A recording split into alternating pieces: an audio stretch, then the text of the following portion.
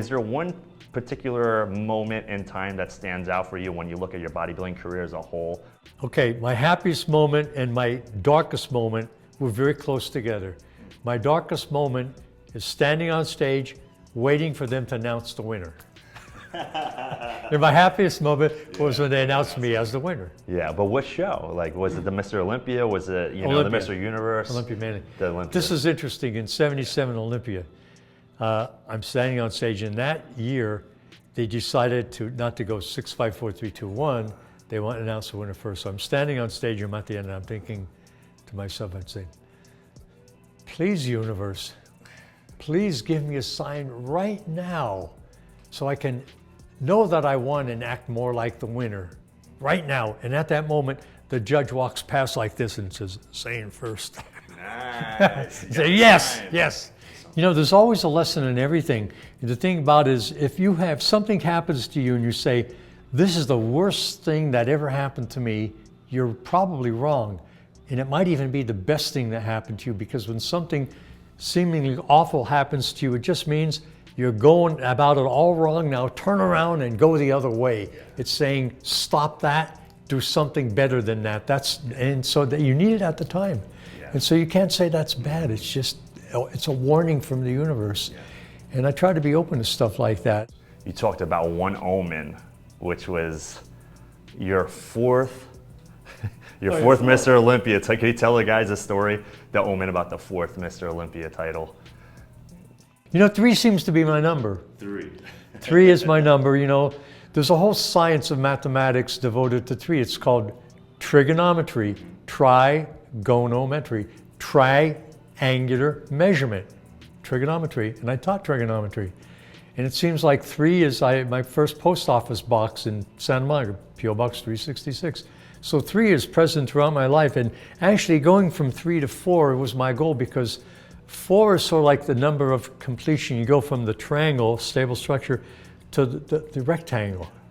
And I was looking at it, I'm going to get 4 now. 4. I really wanted to win 4 Olympias. Yeah. And it could have been in 1980, but unfortunately it wasn't. I had this bad accident, and then 82 I tried again, and 80 it didn't happen. And then 83, I was all set to do that, and I back accident, tore my rotator cuff, and I trained with that.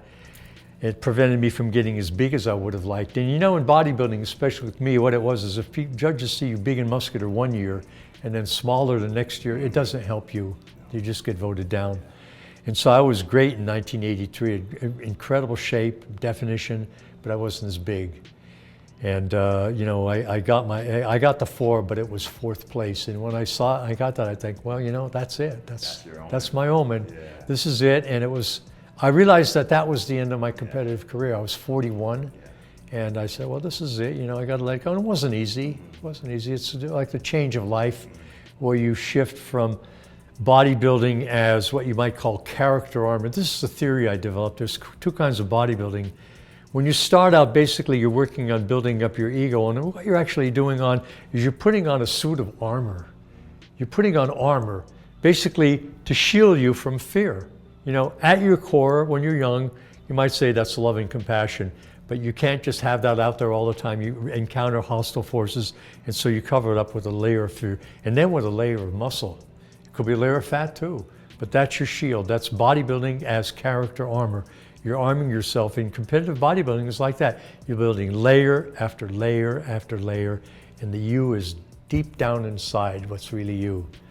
And then at the change of life, at maturity, you know, at 41 for me, basically it switched, because I no longer had competition as my goal. Why would I train? Why would I get in shape? No, it's not about, I don't have that anymore. Tremendous difference in motivation. Now it was all about helping other people. I reached a point now, basically now it's bodybuilding as character completion, developing my character through helping other people, which I think you have to give it up in the end. You know, you take what you've learned and you use it to help other people, because that's really what it's all about. So let's foreshadow. 10 years from now, where do you see bodybuilding? Given all the trends that we've been seeing, you foreshadowed the monsters coming when you saw Lee Haney for the first time. And then we've seen the Ronnie Colemans, the Jay Cutlers.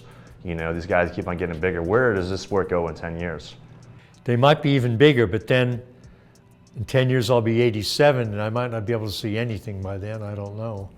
And so, but I hope that somebody comes along, like, could be you. I mean, you're right in the pathway. You're still young. You're 32. Got a lot of time. I mean, I think that you can make progress right up to age 60. You can have, like, what, 28 years. You got 28 years. Yeah, I don't know about that, man. I can't be doing Well, this you know, in 28 years. life sort of gets in the way. Yeah. It did for me. Well, where do you see the look? Do you see the look? We're going to go backwards? Are we going to take a step back, you know, from the mass monsters and go for a main streamline look? Or do you think we're just going to keep on getting bigger, more enhanced? Probably bigger, because that's what's being rewarded now. Whatever's rewarded is going to continue. I would like to see it different. But, you know, I mean, maybe I got myself to blame and the other bodybuilders who are not part of selecting the winners. Who would be the best judges for contests? Former Mr. Olympias. Who else? No, you never see that. You never see that.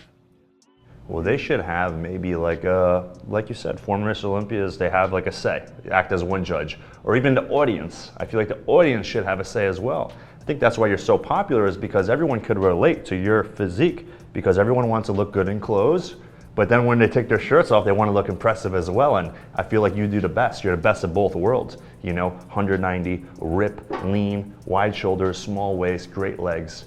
I think that, you know, if you ask 9 out of 10 people, they would rather choose a streamlined, nice physique like yourself or myself versus, you know, someone that could barely fit in clothes. It looks enhanced. You're right, you're right. You know, I won 2 popularity polls like that. I think there was one by Muscle and Fitness. I came in first on that.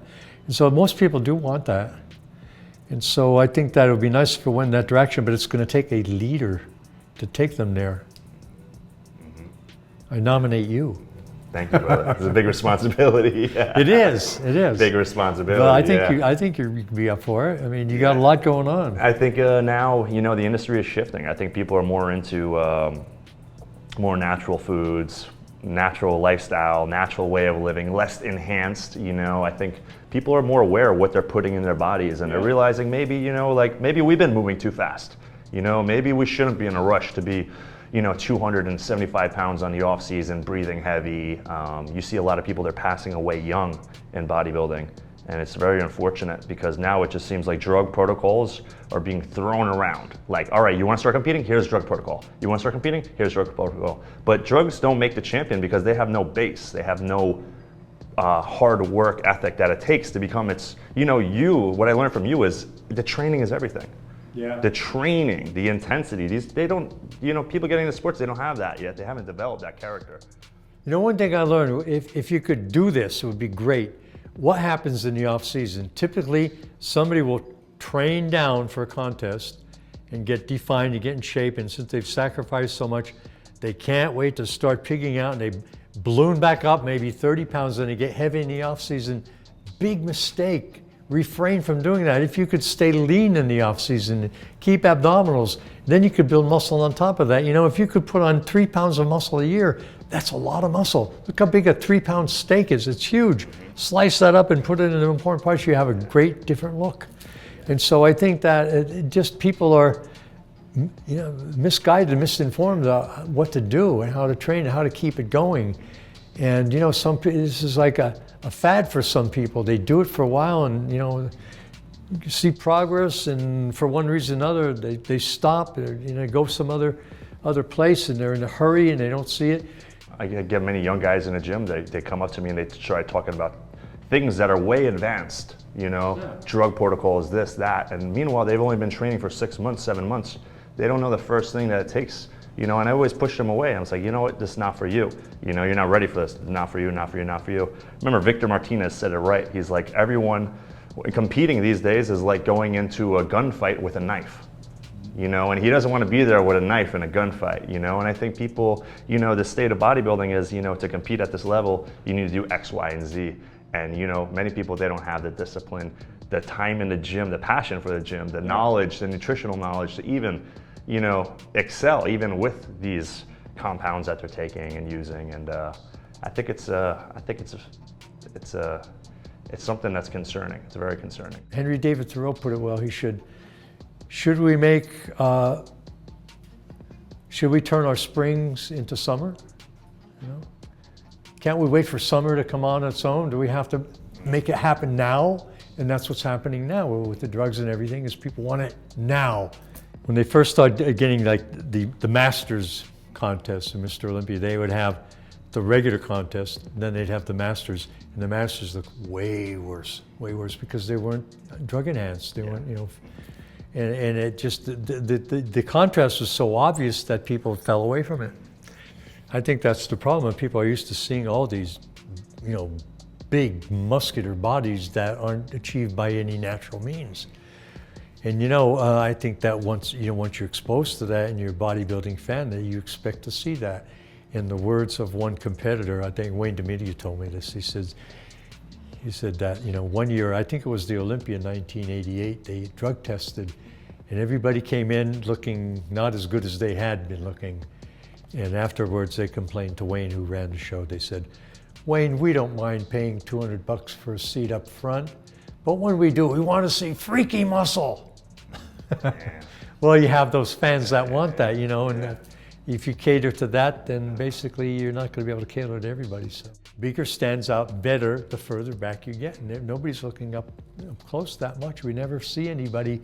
I remember in 1965, I was competing in IFBB Mr. Universe, and the first time, that was the first year Larry Scott won Mr. Olympia, and I had a chance. I was talking to him backstage. Up close, it was amazing. I mean, he had lines like this. It was just amazing. But when you see him further out, you didn't see any of that. It was just how detailed he was up close. It was just, I was just blown away by that. But it's your perspective. It's where you're viewing it from, I think. But you know, if you look at the different eras of bodybuilding, like Mr. Olympia tells us it all pretty much. In the 70s, you have three types. You have Arnold, basically big, small waist, you know, big muscles. You have Columbo, shorter, thick muscles. And then you have me. That's the standard. Basically, it's a sort of outlined in sculpture of Michelangelo's David. That's me. The Farnese Hercules. That's Columbo. Arnold is sort of a blend of two of them. He's has the size and he has, you know, some lines and flowing and, you know, in shape. And I think that we more or less laid it out. I think the three body types are more like archetypes for bodybuilding in the 70s. And then there was a period of time from 1976 up to 1984, those 8 years, where the winners from the Olympia were under 200 pounds. There's Columbo, there was me for the 3 years. Arnold stuck in there, we're not going to count that, you know, I think that was a fluke. But then we had Chris Dickerson and Samir. And then Lee Haney. You know, when I saw Haney place ahead of me in the Olympia, third place, I knew it was all over. I said, here come the monsters, they're back. And then Haney had that run of like, what, 7 years? Yeah. I think he looked great his first year, great the last year. Those in-between years, unchanging. But, you know, he had what I call the incumbency effect. You know, they tend to keep the winner. You know, he's right in there, he's still good, you know, to keep him. And then Dorian Yates, more of the same, more of the same. I think Yates looked fantastic the year before he won Olympia. Then he started getting bigger and bigger and bigger, you know. And then it was Ron Coleman after that, you know, and then it just hasn't gone back. But fortunately, they've started the classic bodybuilding thing. It's a step in the right direction.